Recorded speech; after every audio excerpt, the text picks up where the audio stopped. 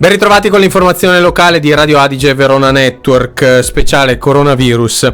In Veneto ai 25 contati ieri si sono aggiunti altri 2 casi di contagio. Lo riferisce la Regione Veneto. Si tratta di una persona anziana del centro storico di Venezia che era già ricoverata all'ospedale civile e che è stata trovata positiva al virus, e di un'altra persona nel Padovano. Si tratta di persone appartenenti agli stessi cluster già noti nel veneziano e nel padovano. E questa mattina è salito a 4 il conto delle persone decedute in Italia e risultate positive al coronavirus. La quarta vittima è un 84enne di Bergamo che aveva anche altre patologie. Oltre ai primi 2 casi noti in Lombardia e Veneto, la terza vittima era deceduta ieri a Crema. Si trattava di una donna ricoverata in oncologia con una situazione molto compromessa che aveva contratto anche il coronavirus. Questo aveva fatto sapere l'assessore lombardo Giulio Gallera. E rigide misure per il contenimento del virus sono state applicate in Veneto, Lombardia, Piemonte, Emilia-Romagna, Liguria e Friuli-Venezia Giulia.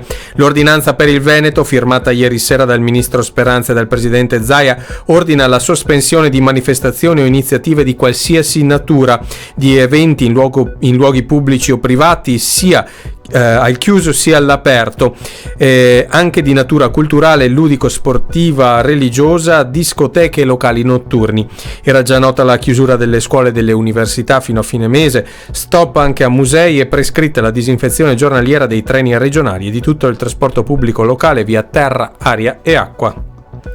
E si fanno concrete anche le conseguenze sull'economia. Nella giornata di oggi, chiusa la borsa merci della Camera di Commercio di Verona, il presidente di Confartigianato Imprese Verona, Roberto Iraci Sareri, insieme a Confartigianato Veneto, ha chiesto l'attivazione di un tavolo di crisi economica a livello nazionale. AGSM intanto ha potenziato i servizi online e telefonici per gli utenti, al fine di agevolare le operazioni da casa senza la necessità di recarsi allo sportello.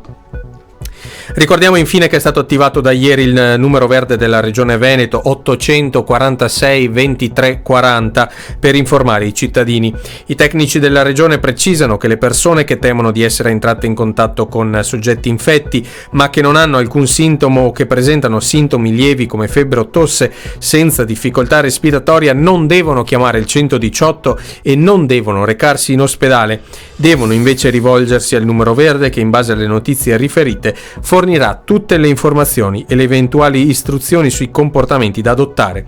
Ripetiamo il numero verde della Regione Veneto 846 23 40. Con questo è tutto, arrivederci al prossimo appuntamento con l'informazione locale di Radio Adige Verona Network.